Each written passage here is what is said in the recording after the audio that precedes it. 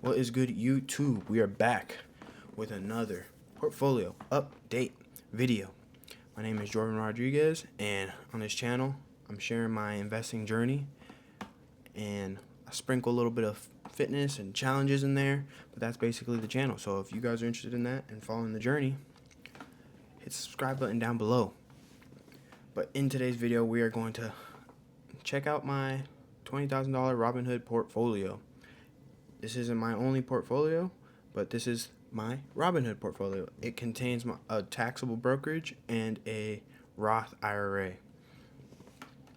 So let's just hop right into it. 3, 2, 1, bam. We are in a portfolio. Alright, so the taxable is sitting at $5,384, up 3.21% today. $167. Let's scroll down. Ignore the crypto. It was all just holiday rewards.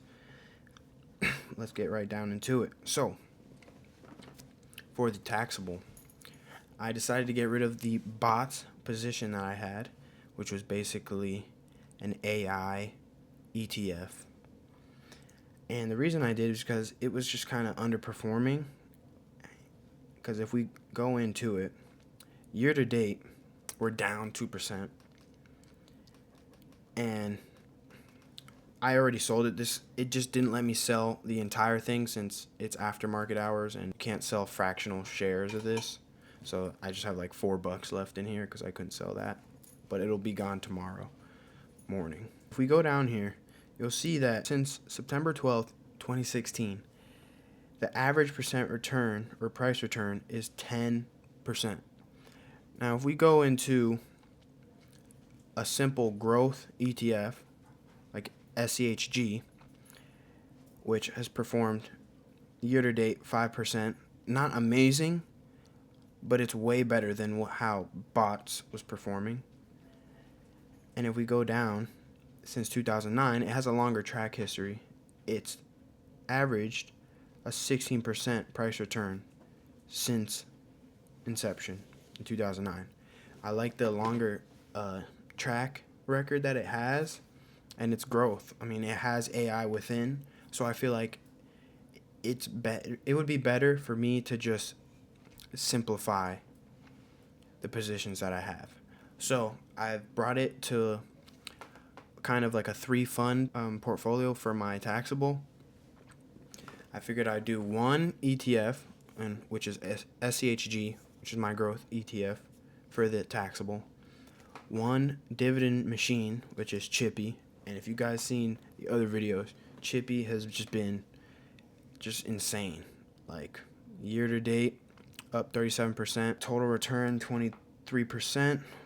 It was up even more. It was up almost 40%, but it's dropped off a lot since then. But yeah, this is my dividend machine. And if we go down to the dividends, look at that. I've been averaging $30 dividends every week because it's a weekly payer. But you gotta do your own research when it comes to things like that. But yeah, so one growth ETF, one dividend machine, and a single stock pick. And I've had Nvidia that's the first stock I ever invested in. That's my prime time. That's my go-to. So I'm holding on to that. But yeah, I just wanted to simplify it, keep it simple. And BOTS just wasn't performing how I would have liked it to perform. And it's underperforming simple things. Like if we go to VOO, which is an ETF that tracks the S&P 500. If we hop into VOO, you'll see here, year to date, we're up almost 10%, whereas BOTS were down 2%. And the average price return is sitting at $14.94. So I feel like it just doesn't make sense to have BOTS in my taxable. So yeah, that's why I sold that position, and I just put that position into Chippy because here's my kind of system and my thought process for the taxable. Since SCHG is at such a cheap price, I feel like, and I'm getting paid $30 in dividends from Chippy. So I feel like if I wanted to, I can just take those dividends and then reinvest them into SCHG and buy shares. I could literally buy 1 share a week if I wanted to. But right now, I'm just letting Chippy snowball and grow that way, and I'm just reinvesting those dividends. So yeah, that's the taxable, and that's kind of what we did on that. And now let's hop into the Roth IRA. We're sitting at $15,697. And if we're looking at the total portfolio value, it's sitting at $21,000 right now. So it's been growing, which that's what we like. So yeah, let's hop down in here. And if you saw my video previously, you would see that SCHG is gone in my Roth IRA. And the reason I did that is because of the overlap with SCHG and QQM. And QQM has outperformed SCHG by a long shot, at least this year and in the past couple years.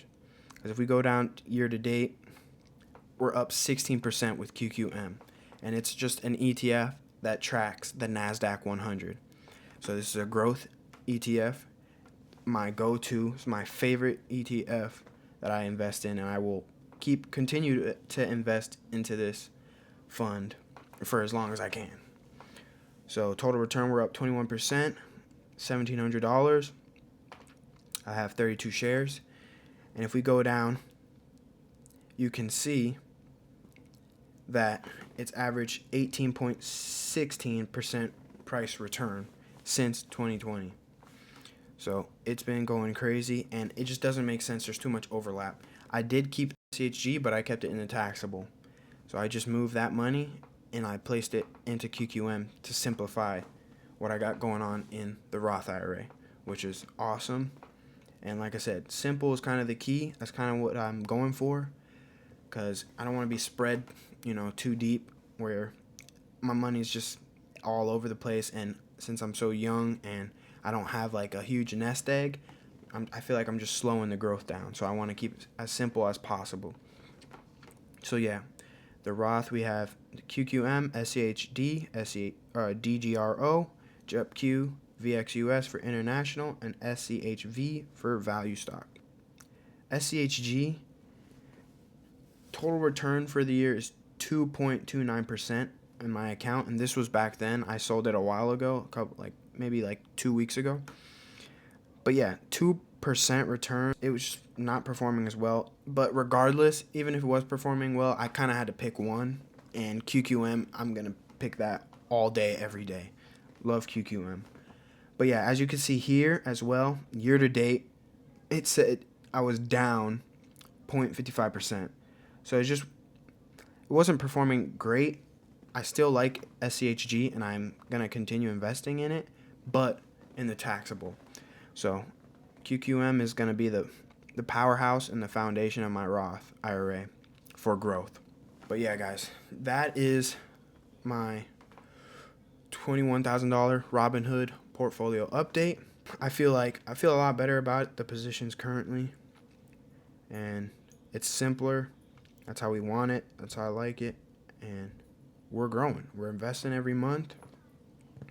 I invest about $583 into my Roth IRA every month, and I have these on automatic investments to make my life as easy as possible. And none of this is financial advice, but if there's anything that I can give you guys, automate your investments. That's the best thing you could possibly do.